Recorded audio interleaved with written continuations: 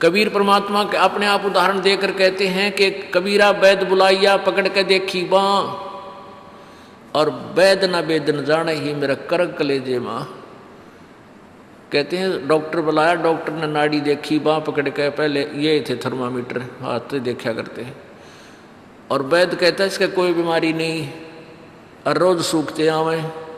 कहते हैं कबीरा वैद बुलाइया पकड़ के देखी बाँ, और वैद न वेद न जाने ही मेरा करक कलेजे माँ।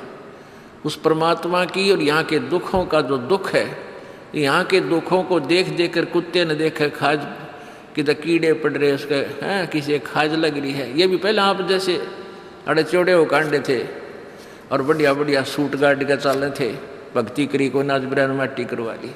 तो ये बातें उनको तुरंत याद आने लग जाएंगी जिनकी आंखों का मोतियाबिंद का ऑपरेशन हो गया,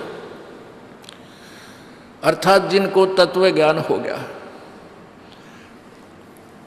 अब तो हम देखते हैं कुत्ते हैं, गधे हैं, सूअर हैं, बैल है, जोड़ रखा गाड़ी में, भर रखा सामान, चलता नहीं था, दे लट्ठा गद्दा है गधोरी उस पर।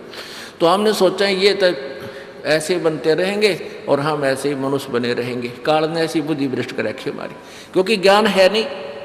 ज्ञान हो तो हम ये नहीं सोच सकते, क्योंकि यहाँ तो प्रत्येक प्राणी का अपना किया कर्म इसको मिलेगा। आज मनुष्य है, भक्ति ठीक की नहीं तो अगली योनियों अन्य प्राणियों की योनियों में जाएगा ही जाएगा। तो फिर ये बातें, यहाँ का यो कष्ट, किसी की किसी का हाथ कट रहा, किसी की टांग कट गई, कोई अंधा हो रहा, किसी का बेटा मर गया, किसी की बेटी मर गई, एक परिवार में दो दो तीन दिन इकट्ठे मृत्यु हो रही है। अब उस परिवार के स्थान पर आप अपने को सोचकर देखो जो जश्न मनाने की तैयारी में है, तो फिर ये बकवादें अब पलट जाएंगी। 90% जो हम वेस्ट करते हैं अपना समय इस पेट के लिए और इस संसारिक इन बकवादों को जोड़ने के लिए, ये 90% अपने आप शांत हो जाएगी। ना दहेज लेंगे ना देंगे। किसी के 2 कन्या हो जाती है, उसको नींद आनी बंद हो जाती है। ऐसा हमने अपने आप एक मकड़ी वाला जाल फैला के आप फंस बैठे उसमें दहेज के चक्कर में, क्योंकि हमें ज्ञान नहीं। हम किसी से आज पैसा लेते हैं, अगले जन्म में वो पैसा वापस देना पड़ेगा। किसी ने मान ले किसी को दबाव देकर दहेज का पैसा ले लिया, या वैसे 2 नंबर के काम करते ले लिया, लेकर दिया नहीं, अगले जन्म में वो पूरा करना पड़ेगा। किसी का गधा बनकर देना पड़ेगा, किसी का भैंस बनकर देना पड़ेगा, और या फिर अगले जन्म में वो दामाद बन के ले जाएगा जिसको आज तुम दामाद बन के ले रहे हो। तो इस पंगे में अनजान व्यक्ति दिया करे। परमात्मा ने जो आपको देना है वही देना है, आपके प्रारब्ध में लिख रखा है। उसमें आप अगर फेरबदल करने की चेष्टा करोगे दूना दुख उठाओगे। फेरबदल भी परमात्मा ही कर सकता है। शास्त्र विद अनुसार साधना करने से आपके भाग्य में ना होगा वो पुण्य, और परमात्मा करवा कर या अपने कोटे से देकर आपको यहाँ होटल वाली सुविधाएं अवश्य देगा, पर अधिक नहीं मांगनी चाहिए। तो ऐसे नानक साहब जी से किसी ने प्रश्न किया, क्योंकि नए नए भक्त बहुत जाते रहते हैं। कहते हैं हे गुरुदेव, हे परमात्मा, आप हमें कभी खुश नजर नहीं आते, आप खोए खोए से रहते हो। तो नानक साहब जी कहते हैं भाई क्या बताऊं। कहते हैं ना जाने काल की कर डारे, और किस विध ढल जा पासावे, और जिनाते सरते मौत खुड़क दी उनानू केड़ा हासावे। कि 1 सेकंड का पता नहीं यहाँ के बिजली गिर जा और कहाँ गिर जा। जैसे सन 2000 की बात है, पूरा भारतवर्ष गणतंत्र दिवस 26 जनवरी मना रहा था। उधर से गुजरात के अंदर एक जबरदस्त भूकंप आ गया। लाखों व्यक्ति अपने ही मकानों के नीचे जो 3-3, 4-4 मंजिल के सारा जीवन पीढ़ी 2 पीढ़ी लाग कर बनाकर उसमें जश्न मना रहे थे, उन्हीं के नीचे दब के और लाखों व्यक्ति मर गए। सुबह सुबह का समय, छुट्टी का दिन, और सारे घर में सेट थे।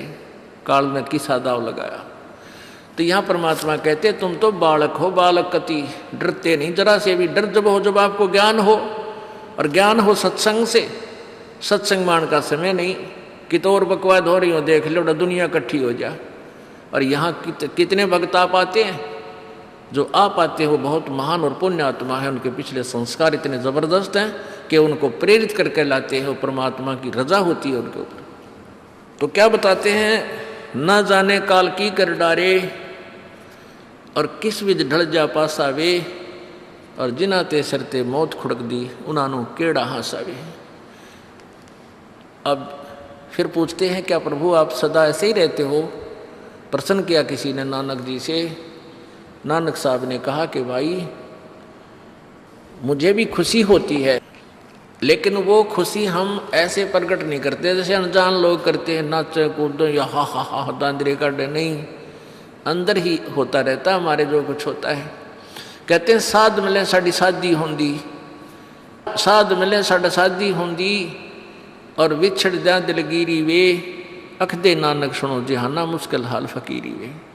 कि तुम भक्तजन जब आते हो मेरे पास सत्संग सुनने के लिए, और जो उपदेश ले चुके हैं, और फिर वो सारे के सारे रह रह कर मेरे पास आ रहे हैं, तो मुझे बहुत खुशी होती है। उस दिन हमारे विवाह होता है, शादी होती है, समागम होता है, चहल पहल होती है। और जब तुम चले जाते हो, विछड़ जा दिलगिरी वे, तुम चले जाते हो जब मुझे दुख होता है। क्यों होता है कि तुम काल के उसमें पहुँच चले जाते हो, क्योंकि भक्त कम होते हैं और काल प्रेरित व्यक्ति ज़्यादा होते हैं। मुझे ये डर लगा रहता है कि कहीं ये भोली आत्मा उन काल के दूतों का ना फंस जा, और उनकी बातों माँ के भक्ति ना छोड़ दे, इनकी दुर्गति ना हो जा। जब तुम ठीक ठाक वापस आ जाते हो सभी, तो मेरी आत्मा खुश होती है। उस दिन मेरी खुशी का कोई ठिकाना नहीं होता, लेकिन वो होती है अंदर ही अंदर, लोग दिखावा नहीं होता। साध मिले साड़ शादी होंदी, और विछड़ जा दिलगिरी वे, अख दे नानक सुनो जहाना मुश्किल हाल फकीरी वे। भाई कहते हैं भक्ति करना बहुत मुश्किल है। मुश्किल इन काल के दूता ने बना दी, जनता ज्ञानहीन कर दी। जो भक्ति नहीं करते वो तो सीधे काल के जाल में हैं ही। जो भक्ति करने की चेष्टा करते हैं तो किसी का तो पति लाठी ठाए पाओगा, उसके पति ने कोई और इंजेक्शन ला जाएगा। यो क्यों होया भाई, हम भी तो नाम ले रहे हैं, हम वहाँ जाते हैं, हम तो 6 महीने साल में कभी कभी जाते हैं, और आप कहते हैं 10वें दिन भाग लेते हैं। तो भगत ने नाम ना ले रखा तो वो परेशानी पैदा करेगा ही करेगा। किसी की पत्नी ने नाम नहीं ले रखा, भगत ने ले रखा है, तो वह सींग पिनाए पावेगी। किसी के कहने सुनते जानते क्या सुनी घर में होगी। काल ने तक करवाना है कि किसी प्रकार ये वहाँ जाना छोड़ दें, तेरे जाल में फंसे रहें। इसका तो पूरा प्रयत्न रहेगा। लेकिन पुण्यात्मा यु ज्ञान रूपी ढाल आपको इसलिए दी जाती है कि अपना बचाव करो, और भक्ति मत छोड़ना चाहे कुछ भी हो। आप पुण्यात्माओं अपने घर के काम में, ठीक है, पति पत्नी बच्चे सब कोई कार्य करना है तो सब मिलकर सलाह बनाकर कर लें, बहुत अच्छा होता है। उसमें कोई हानि लाभ भी हो जाती है तो विशेष दुख नहीं होता। उसमें अवश्य राय एक दूसरे की लेकर काम कर लेना चाहिए। और जब आता आत्म कल्याण का समय, उसमें किसी की राय की आवश्यकता नहीं। मान लीजिए आपने नाम लेना है और आपका पति नाट्य है, तो नाट्य जाएगा। ये अपने जीवन का सौदा तुमने खुद सोचना होगा, इसमें किसी की राय की आवश्यकता नहीं। आपने नाम लेना, आपकी पत्नी मना करती है तो करन दे, इसमें किसी की सलाह लेने की जरूरत नहीं है, चाहे कोई राजी रहे चाहे नाराज रहे। यदि मीराबाई उस समय ये सोचती कि तेरी माँ क्या कहेगी, तेरे पिता क्या कहेगा, ये समाज क्या कहेगा, तो मंदिरों में जाती है। क्योंकि उस समय ठाकुर समाज अपनी बहन बेटियों को घर से नहीं निकलने देते थे, पर्दों में रखते थे। लेकिन मीराबाई बालक नहीं रही थी, समझदार थी वह। उसको पता था कि आज तो मैं लोक लाज कर मैं आकर भक्ति नहीं करूँगी और फिर कुतिया बनकर बाजार में हांडूंगी, कोई मेरी इज्जत का रक्षक नहीं मिलेगा। तो ये ज्ञान से ही ऐसी दृढ़ता आती है। संघर्ष किया और सफल हुई, क्योंकि मालिक के नाम पर जो संघर्ष करते हैं, सच्चे दिल से, हृदय से, उनकी परमात्मा मदद किया करता है। ये पिछले इतिहास देख लो। क्या बताते हैं? मात पिता सुत स्त्री आलस बंधु कान, संत दर्श को जब चले ये अटकावे आण। मात पिता सुत पुत्र को कहते हैं। स्त्री, जैसे कोई बालक हैं 15, 16, 10 वर्ष के, वो माता पिता के अधीन होते हैं। और बच्चे का समझ में आ गई और माता पिता मना करते हैं तो उनके अधीन है वो। और बच्चे जवान हो गए, बूढ़ा बूढ़ी अगर समझ में आ गई, फिर वो बालक बाधा करेंगे, वो रोकते टोकते हैं। तीसरा दिन चल पड़ते हो, किराया कितने डावा फलाना है, यानी कुछ ना कुछ बाधा कर सकते हैं। किसी का पति बाधा कर सकता है, किसी की पत्नी बाधा कर सकती है। जब भक्ति की तरफ अग्रसर होता है या सत्संग में आने की तैयारी करता है। या फिर आलस बंधु कान, आलस माने आप पे ढीले गोडे छोड़ दे, फिर देखांगे इबका नहीं जाता, सर्दी घनी है, गर्मी घनी है।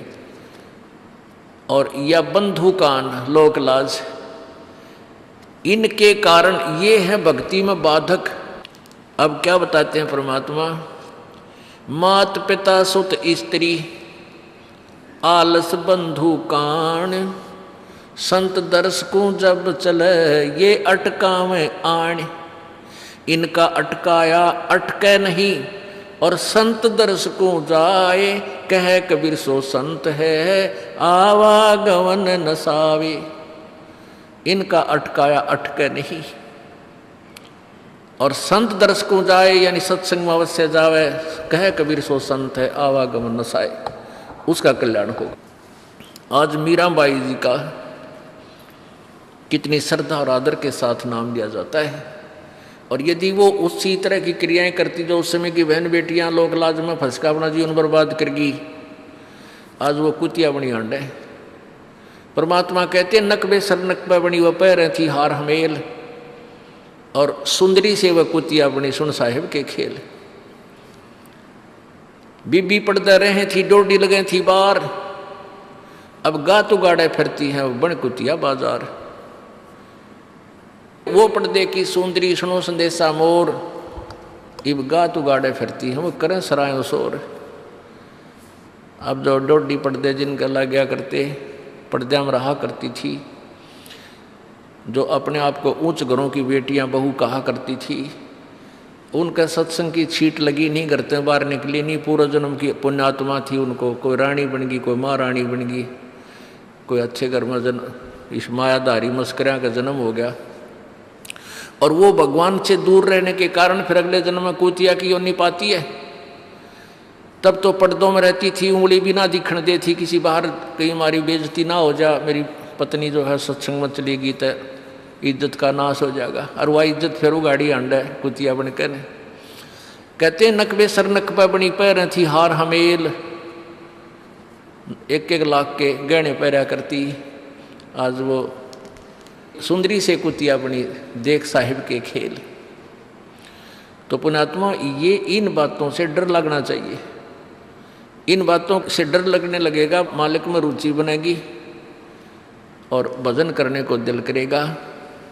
और ये लोग दिखावा जो ड्रामा है, नाचा कूदी, ये बकवाद मन में आवे को नहीं, ये कहने की आवश्यकता नहीं पड़ा। दास ने कैसा मत करियो, हाँ कहना तो पड़ता है एक बार बालक को, कुछ दिनों के बाद फिर आपकी रुचि ना बढ़े। इतना तो इस दास को विश्वास हो गया है कि परमात्मा के बच्चे भगवान को पहचानने लग गए, क्योंकि अब शिक्षित समाज है। आपको नाम दिया जाता है, नाम देने से पहले सब नियमों से परिचित कराया जाता है। और हमने ये पुस्तक बनाई है भक्ति सौदागर को संदेश, इसके प्रथम अध्याय में ही हमने नियमों का पूरा विस्तार से विवरण दिया है कि कोई भी पुण्यात्मा इस आश्रम की तरफ आएगा तो पहले तैयार होकर आवे। पहले क्या होता था कि भक्तजन समझाते थे नाम ले लो तुम्हारा कल्याण हो जाएगा, बड़े सुख होते हैं, यहाँ आ जाते थे उपदेश लेने। और यहाँ आकर के हम फिर उनको लिस्ट दिखाते थे, ये नियम निभाने हैं, तो बात जाते थे कि नहीं हमारा भी ये नियम नहीं नंबर। क्योंकि वो उल्टे रंग में रंगे हुए वो सारे। तो अब उनको पहले ये लिख कर दे दिया कि तुम तैयार होकर आ जाना, तुम्हारा मन मानने तो आना, क्योंकि कल्याण होगा इस मर्यादा में रहने से। तो अब ये दास देख रहा है कि अब कितना डर लगता है बहन बेटी भाइयों को, बच्चों को। अब वो कहीं, क्योंकि समाज हमारा जो है सारा का सारा समाज काल प्रेरित है, उन्हीं क्रियाओं को कर रहा है जो ना करने वाली होती हैं। और हमारा भक्त एक घर में एक व्यक्ति ने नाम ले लिया और 5-6 व्यक्ति वो सारे शास्त्र विरुद्ध साधक हैं, तो उनके साथ संघर्ष बनता है बेचारे का जा करके। फिर भी वो इतना दृढ़ है, डरता है, आकर पूछता है जी मेरे पे ऐसी गलती होगी, मेरा नाम तो खंडनीय हो गया, आगे से नहीं करूँगा। तो कहने का भाव ये है कि पहचानने लग गए तुम परमात्मा को और संघर्ष करना सीख गए, आप सफल होगे, देख लेना एक दिन।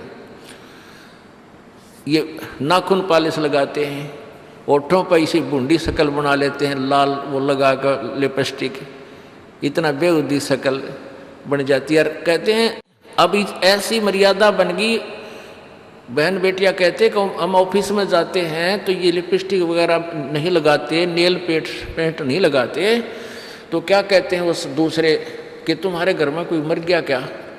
अरे थारा गजब भैया, ये बकवाद करने तो सारे जी जाओगे तुम, अकल खत्म होगी। यानी एक मर्यादा बन गई, जो ऐसे उल्टे काम ना करे उसने हे समझन लागे। निरंजन धन तेरा दरबार जहाँ तनिक नहीं न्याय विचार, सारे उल्टे काम में राजी रहे। लेकिन हमारी बेटियां अब संघर्ष करती हैं कि हाँ उनको ज्ञान हो गया, वो तो बालक हैं, कुछ भी कह सकती हैं। तो अब हम सबको बताते हैं ये ऐसा नहीं करना, क्योंकि पहले हमारा ज्ञान गांव में ज़्यादा चला था। इस दास ने गांव में जाकर प्रचार किया, तो वहाँ तो ये था को ना लिपस्टिक का फंड था, ना कोई नाखून पालिश लाया करती, मेहंदी मुंदी ला लेती, त्योहार वो भी मना कर दिया हमने, समझा दिया कि इसका कोई फ़ायदा नहीं है, अपना भक्ति करो। तो वो तो सब एक साधारण सी बात ही छोड़ छाड़ दी। अब शहरों में फैल गया परमात्मा का जो ज्ञान है। अब शहरों से जो बेटियां आती हैं वो सारे तो नाखुना निशी बुरे हाल तो सनाए पाओगी। और इधर बिहार में तो और बेगन हो रहा कति बुढ़ी बालक सारे लाल ये नाखुना न कति जो कुसूती तरह पेंट करके लाओगे, इन्हों चमकान दे। अब इनको समझाना पड़ता है कि ये नहीं करोगे तो मान जाते हैं कि नहीं आगे नहीं करेंगे हम, क्यों इनकी आवश्यकता भी क्या है? भगवान ने जो कितने सुंदर नाखून पहले बना के दे रखे, इन पर क्या फायदा और बकवाद करने की? तो मालिक ने जो अंग दे रखे हैं वो बहुत अच्छे बना के दे रखे हैं, इसमें हमको फेरबदल करें, ये हमारी वो लोग दिखावा मेकअप है, इसकी हमें आवश्यकता नहीं। अब तो हम आपको बता रहे हैं, समझा रहे हैं पहली बार, फिर आप पे सियाने हो जाओगे, आपकी अब पर रुचि ना करे। जैसे नानक साहब कहते हैं, ना जाने काल की कर डारे किस विध डल जा पासा वे, जिना के सरते मौत खड़क दी उनानू के डांसा वे। अब प्रसंग था कि साध मिले साड़ी शादी होंगी और भी छड़ जा दिलगिरी वे, अख दे नानक सुनो जहाना ये मुश्किल हाल फकीरी वे। तो नानक साहब क्या बताते थे कि तुम जाते हो यहाँ से सत्संग सुनकर और वहाँ आप ऐसे समाज में जाते हो जो सब काल प्रेरित होकर के वो साधनाएं, वो क्रियाएं, वो ड्रामाबाजी करता है, जिससे मुझे डर लगा रहता है कि कहीं आपकी क्रियाएं भंग ना हो जाएं और आप काल के मुंह में चले जाओ। जब तुम वापस आ जाते हो तो मुझे बहुत खुशी होती है कि परमात्मा के बच्चे काल के जाल से बचे हुए, तो उस दिन खुश होता हूँ मैं। और तुम चले जाते हो तो मेरी एक तो वो ज्ञान कि यहाँ काल का लोक है, ना जाने कब जाना पड़ जावे, इस कारण से डर से अपनी भक्ति करता रहता हूँ। और एक तुम्हारी भी चिंता खाती रहती है कि कहीं काल के जाल में ये बालक फिर ना फंस जाएं। तुम वापस आ जाते हो एज इट इज, तो फिर मेरी खुशी का ठिकाना नहीं रहता। साध मिले साड़ी साधी होंगी, साध यानी साधु संत, ये भक्त आप साध हो, साध माने जो साधना कर रहा है, और साधु सोए जो सीधा चाल है, यानी जो और लोग दिखावा बकवाद नहीं करता, शराब मांस तम्बाकू नहीं पीता और मेकअप वगैरह शरीर के वापस जरूरत नहीं। कहते पति भरता भावानी चोम चटक श्रृंगार, जो पति भरता यानी जिसने केवल अपने पति से ही लगा हुआ है, फिर उसने बकवाद करने की क्या आवश्यकता है?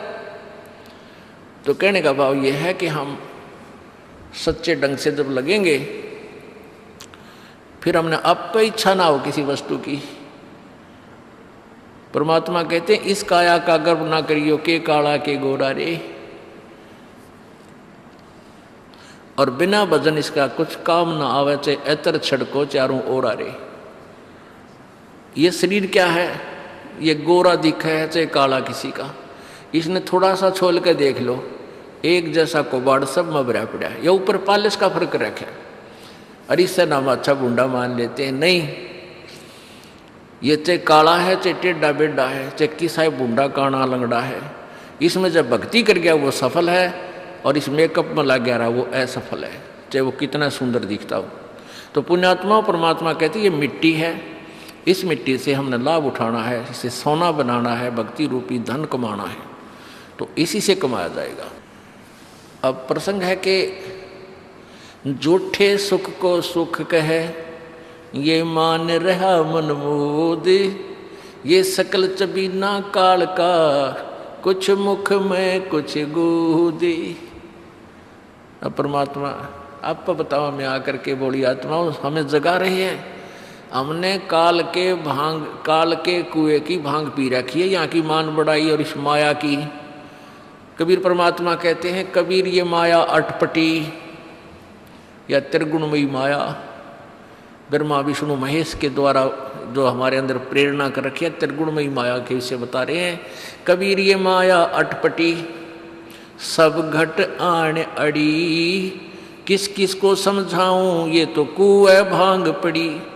अब किस किस ने समझावा, सब एक तरह की भांग पी के एक जैसे विचार, एक जैसे बोल, एक जैसा ज्ञान इन्होंने ग्रहण किया हुआ है, और ये दास सच्चा ज्ञान सुनाता है, इसका विरोध करते हैं, इसको जल्दी समझ नहीं पाते, क्योंकि इनको इस माया रूपी और अज्ञान रूपी भांग का नशा हो रहा है।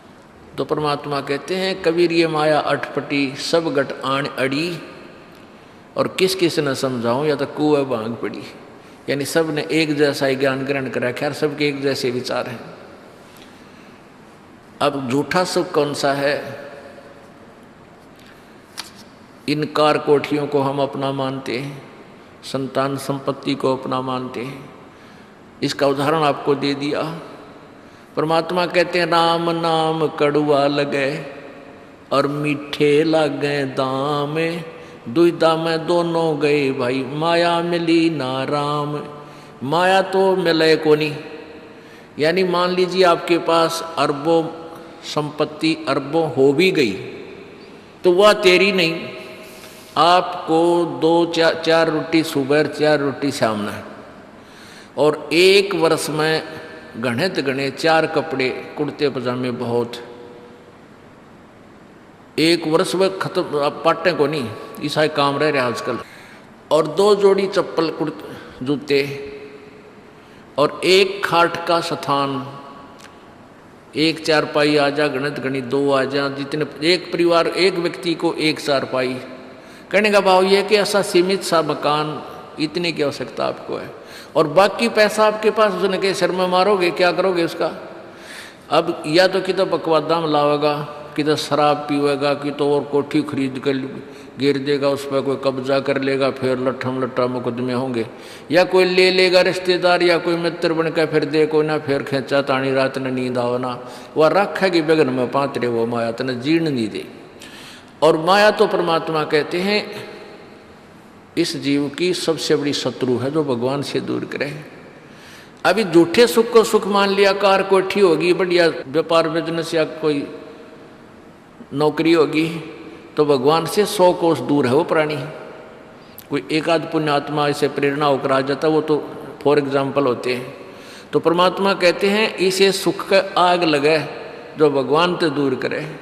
परमात्मा कहते हैं वो दुख अच्छा हमारे लिए जो परमात्मा के चरणों में हमें लगाए रखे। कबीर साहब कहते हैं सुख के माथे पत्थर पड़ो जिससे नाम देते जावे, और बलिहारी वो दुख जो पल पल नाम रटावे। कि हे परमात्मा इसे सुख की हमने जरूरत नहीं, जो भगवान से दूर करे। पत्थर पड़ो इसे सुख के ऊपर, और बलिहारी उस दुख के जो पल पल नाम रटावे। जैसे भक्त नाम ले रखा किसी ने और उसको कोई पीड़ा हो जाती है, चिंता शुरू हो जाती है उसको, हे भगवान कदे कैंसर ना हो जा, हे परमात्मा कोई और ऑपरेशन ना बन जा। तो वहाँ तक जाता है जहाँ डॉक्टर के पास, और भगवान याद रह कर आता है। और वहाँ जाकर डॉक्टर करता है अल्ट्रासाउंड और एक्सरे वगैरह करके बता देता है कि आपको वैसी कोई खास बीमारी नहीं है, नॉर्मल सी है, ये दवाई लो ठीक हो जाएगी। उसके बाद फिर परमात्मा के गुण कितने गाता है वो। जो भक्ति से दूर हैं वो तो भूल भाल जाते हैं, उनको तो परमात्मा याद आता है, कोई ना डॉक्टर दिखे। और पुण्यात्मा जो भक्ति करते हैं उनको डॉक्टर नहीं भगवान पहले दिखाई देता है। पुण्यात्मा, आपके प्रारब्ध में, आपके संस्कार में मृत्यु है और कैंसर से है, और वो होगी, नाम ले रखा आपने, और डॉक्टर ने भी डिक्लेयर कर दिया कि कैंसर है भाई। पीछे आपको उदाहरण दिया था, एक लड़का रोहतक से, इकलौता पुत्र, और 10 साल के बाद पुत्र प्राप्ति हुई, और उस लड़के का कान में कैंसर बता दी, PGIMS रोहतक तक। उन डॉक्टरों ने फाइनल कर दिया और उसका पूरा डाटा अपने मोबाइल में नोट कर लिया कि इसका ऑपरेशन करवा ले और दिल्ली ले जा, हम नहीं कर सकते। वो रोता हुआ यहाँ आए। अब क्या है कि ये काल बड़ा उस्ताद है, थोड़ा सा सुख होते ही भगवान ने भूलन लाग जाए। वो 5 महीना में आए हमारे पास रोहतक से, जबकि आए महीना आना चाहिए था। 5 महीने में पता करा भाई कितने दिन में आए, वो 5 महीने वाला गेला। हमें भी ज़्यादा खींचा तानी करें भाई इतना लेट क्यों हो गया, तो भगवान ने नहीं चाहिए तो फायदा क्या होगा। ये कुदरती है, जब इस महीने 2 महीने में आपका प्रेरणा नहीं उठी, लोर नहीं उठी आने की, तो फिर भक्ति कहाँ चल रही है आपकी। बंधन तोड़ कर आ जाओगे जिसके अंदर भक्ति चल रही है, चाहे कितनी दूर भी क्यों नहीं है इंसान। भारत में कोई दूर थोड़ा, कोई वीज़ा थोड़ा बनवाना है दोबारा आने के लिए, और वो भी नहीं आ पाते हैं, फिर भक्ति नहीं चल रही उनकी। तो फिर रो दोनों, और लड़का भी रो, उसकी पत्नी भी रो, उसका बाप भी, दोनों। वो लड़का छोटा ही था, 12-13 साल का। कहने लगे जी कैंसर बता दी, हमारा इकलौता पुत्र है। बुरा हाल मेरी नहीं सुने, रोए रो। वहाँ बेटा बात सुनो, आप दोबारा चेक कराओ और पूरी श्रद्धा रखना मालिक में। आप दोबारा ऑपरेशन कराने से पहले चेक जरूर करा लेना। ऑपरेशन नहीं मना करता मैं, और ऑपरेशन भी मालिक की दया से सफल होया करे इसी बूंदी बीमारी का। तो उनका यह बात जच गई, जानते डॉक्टर से कहा जी इसको ऐसे, वो रिपोर्ट दिखाई, और फिर कहा जी, वो डॉक्टर ने कहा अभी मैं दोबारा चेक कर लूँगा। मालिक प्रेरणा करता है कि एक बार चेक करना पड़ेगा, मैं ऑपरेशन करने से पहले चेकिंग फिर करूँगा। दोबारा चेक किया, उसने बताया इसका कोई कैंसर नहीं है, और कान की हड्डी बढ़ है, और 6 महीना में एक बार दिखा जाइए, आप पर ठीक हो जाइए। अब पुण्यात्माओं, अब उस परिवार को भगवान कितना प्यारा लगेगा, कितनी श्रद्धा बढ़ेगी। और आए महीने 2 चक्कर काटेंगे, तो इंसान तो होंगे, शैतान होंगे, तो फिर आपत्ति आओगी उन पर। भगवान से दूर होते ही फिर ये विरानमाटी होगी। तो कहने का भाव ये है कि सुख के माथे पत्थर पड़ो जो नाम हृदय ते जा, और बलिहारी उस दुख के जो पल पल नाम रटावे। संत शरण में आने से फिर आई टले बला, और जय मस्तक में सूड़ी होवा कांटे में टल जा।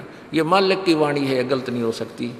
इसका हम कितना लाभ उठा सकते हैं वो हमारी अपने अंतःकरण की जो है व्यवस्था के ऊपर डिपेंड करता है। हमारी कितनी भावना है, कितनी हमारी लगन है मालिक में। अब कुछ भक्त ऐसे भी आते हैं जी, हमें लाभ ना होया, पाठ भी करा लिया, जोत भी चढ़ा दी, और 3 बार आ लिया मैं, ईसा डिठोरा दिखाऊंगे, मेरा ऊपर जानो बहुत बड़ा, मुझे ही ज़्यादा आवश्यकता है, इसने कती नहीं।